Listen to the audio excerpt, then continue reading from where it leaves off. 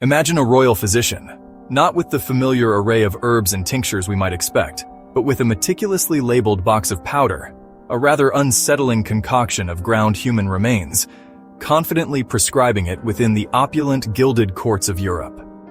For centuries, spanning across generations, this was not some dark secret, but accepted reality corpse medicine, a practice that unsettlingly blurred the lines between healing and horror, a testament to the beliefs of the time, was surprisingly mainstream, holding a prominent place in medical practices from the Renaissance all the way through to the Victorian era.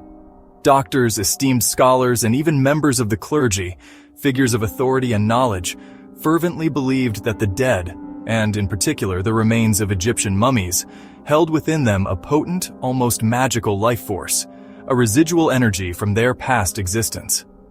They thought this force could miraculously cure anything, from common ailments like headaches to deadly epidemics like the plague. Apothecaries, the pharmacists of their day, openly displayed jars filled with human fat and finely powdered mummy, right alongside everyday spices and herbs, a testament to its perceived value. They were actively selling these unusual and macabre luxury items to the wealthy elite, who desperately hoped to buy a piece of immortality, a chance to cheat death through these morbid remedies. The human body, even in death, was seen as a vessel brimming with powerful components and mystical properties. Its death, rather than being an end, transforming it into a potent source of healing and rejuvenation. The boundary between what was considered sacred and what was deemed profane was surprisingly porous and blurred. The remains of the dead were routinely consumed, all in the name of medicine and the pursuit of health. To us, in the modern era, it's undeniably shocking and unsettling, but for generations upon generations, this practice was not only accepted but considered legitimate science. Truly understanding this history requires confronting the deep-seated fears, the desperate hopes, and the often bizarre strangeness of a time when even a queen, the most powerful woman in the land, might routinely start her day with a carefully measured dose of powdered farro, believing it would grant her vitality. The past wasn't sanitized or romanticized as we often imagine it. It was raw, often brutal, desperately pragmatic, and at times, disturbingly creative in its pursuit of solutions. Welcome, then, to the dawn of corpse medicine, a practice that challenges our modern sensibilities. Corpse medicine began with a misunderstanding. Mumia originally meant bitumen, a healing tar, not human remains. Ancient doctors praised bitumen's powers, but when Europeans found Egyptian mummies coated in resin, they assumed this was the legendary mumia. The logic, if bitumen healed, then mummified bodies saturated with it must be even more potent. This error transformed mumia from a mineral to a human product, sparking a gruesome trade. Demand soared for true mumia, actual mummies, believed to contain mystical properties. Flesh, bones, even wrappings were thought to hold vital essence, turning Egypt's dead into a commodity. Tombs were plundered, mummies shipped to Europe, and the bodies of pharaohs became fashionable remedies. What started as a linguistic slip became an industry built on desecration. The ancient dead were reduced to raw material for Europe's medical appetite. A single word's mistranslation changed the course of medical history. Corpse medicine wasn't some fringe practice relegated to the shadows. Instead, it was openly embraced and widely practiced by Europe's elite, the very individuals who shaped society and held immense power. Queen Elizabeth I, a powerful and influential monarch, reportedly took powdered mummy for her health, believing in its restorative properties. And King François I of France, a patron of the arts and a figure of immense wealth, carried a pouch of mummy, alongside rhubarb, as a royal first aid kit, showcasing the bizarre juxtaposition of common remedies and macabre ingredients. Even top physicians, respected figures like Ambroise Paré, initially endorsed these remedies, lending credibility to the practice. Monarchs, often desperate for cures to prolong their lives and maintain their reign, saw consuming the preserved remains of ancient rulers as a way to absorb their power, their vitality, and ultimately, their longevity. Mumia, derived from mummified remains, became a status symbol, a highly sought-after commodity. Its exorbitant cost and exotic origins marked it as medicine fit only for kings and queens, a testament to their wealth and privilege. King Charles II, for example, regularly took king's drops, a rather unsettling concoction of powdered human skull to treat seizures, a remedy so popular and widely believed in that it actually outlived him, persisting long after his death. The widespread use of corpse medicine by royalty serves as a stark reminder of just how normalized, accepted, and even prestigious this practice was within the highest echelons of society. In the opulent corridors of power, the dust of the dead was not a taboo substance, but a daily prescription, a common ingredient in the pursuit of health and longevity. Even the most rational and enlightened minds of the era, individuals celebrated for their intellect, saw no inherent contradiction or ethical dilemma in these macabre cures. The belief in corpse medicine was rooted in the idea of a lingering vital force, spiritus, within the dead. Consuming remains was thought to transfer this energy, restoring health. Paracelsus popularized, like cures like, a skull for headaches, blood for blood disorders. The source mattered. Young, violently killed bodies were considered most potent. Even moss from skulls was prized for its supposed healing power. Religious parallels, like the Eucharist, reinforced the idea of consuming flesh for life. The body, especially when preserved, was seen as a miracle cure waiting to be unlocked. For centuries, this blend of magic, medicine, and faith shaped Europe's approach to healing. Europe's hunger for mumia, a substance believed to hold medicinal properties, fueled a vast, brutal trade, one that spanned continents and centuries, driven by desperation and the allure of ancient remedies. Stretching from Egyptian tombs, where the mummies lay undisturbed for millennia, to apothecaries in London and Paris, bustling centers of commerce and medical innovation. Genuine mummies were plundered, often with little regard for the sanctity of the tombs, sold by local middlemen, eager to profit from the macabre demand, and shipped across the Mediterranean, braving treacherous waters and the constant threat of pirates, all in the name of this bizarre trade.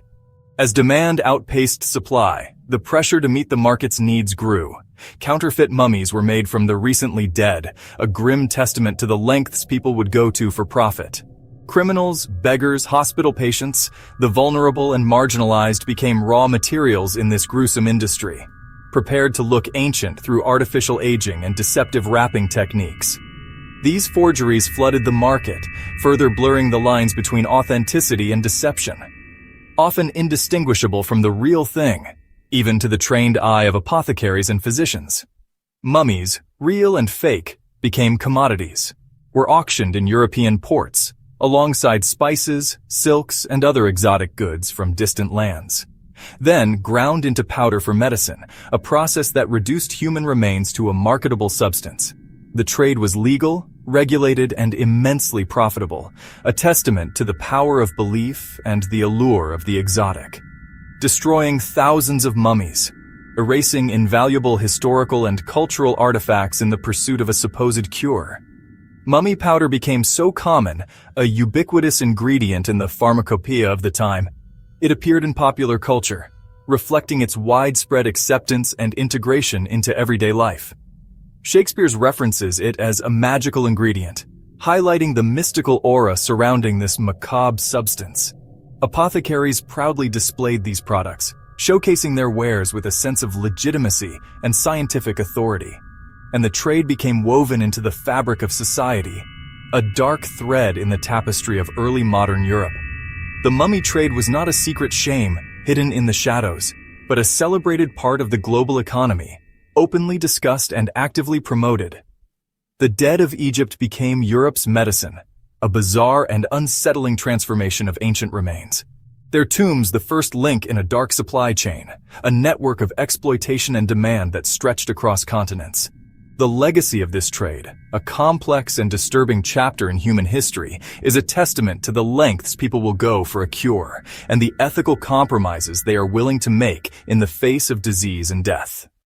Corpse medicine was the domain of the elite, not the desperate. Only the wealthy could afford these remedies, making them symbols of status and privilege. Apothecaries displayed human remains alongside exotic spices, and physicians debated the best sources and dosages. Noble households kept corpse medicine in their cabinets. Recipes for home remedies often called for mummy powder or human fat. These practices weren't seen as cannibalism, but as rational scientific medicine. The ritual of taking these medicines reinforced their exclusivity and power. Consuming the dead was a public demonstration of privilege, not a hidden shame. The normalization of corpse medicine reveals how deeply it was woven into the culture of the powerful. With enough wealth, one could literally consume the past to secure the future. Even at the height of Versailles' splendor, corpse medicine lingered in the royal medicine cabinet. Louis XIV's physicians, caught between tradition and new science, still prescribed remedies made from human blood, fat, and skull. The spirit of the skull, a distilled liquid from human bone, was a popular treatment for nerves and seizures. The king's health was the health of the state, so no remedy was too strange to consider. The persistence of these cures shows that scientific progress is rarely linear. Old beliefs and new ideas coexisted, especially when faced with the terror of disease. Even the Sun King's court, a beacon of culture, relied on ancient, unsettling traditions. The shadows of corpse medicine stretched deep into the Age of Enlightenment. The decline of corpse medicine was gradual, eroded by Enlightenment skepticism and scientific discovery. Physicians began to question the logic of vital forces and demanded proof, ushering in the scientific method. Chemistry and anatomy revealed the body as a machine, not a vessel of magic. Reports of fake mummies and the realization that most mumia was from criminals or plague victims stripped the practice of its allure. By the late 1700s, corpse medicine was seen as distasteful and fraudulent, surviving only in folk remedies. Victorian fascination with mummies persisted, but eating them became abhorrent. What was once royal medicine became a barbaric relic. The dawn of modern medicine finally banished these ancient shadows. Science's light proved too bright for even the darkest traditions to survive. The story of corpse medicine isn't just a curiosity, it's a lesson in the evolution of science and belief. It shows how even the most advanced societies can embrace practices that seem irrational in hindsight. The kings and physicians who used mumia acted on the best knowledge of their time. This history teaches humility. Today's truths may be tomorrow's superstitions. The mummy trade also exposes the dark side of medicine, colonial exploitation and the commodification of bodies. These debates echo in today's discussions about cultural heritage and bioethics. Ultimately, corpse medicine reflects humanity's desperate quest for health and the strange paths we take to cheat death. Remembering this history holds up a mirror to our own anxieties and our relentless search for a longer, healthier life.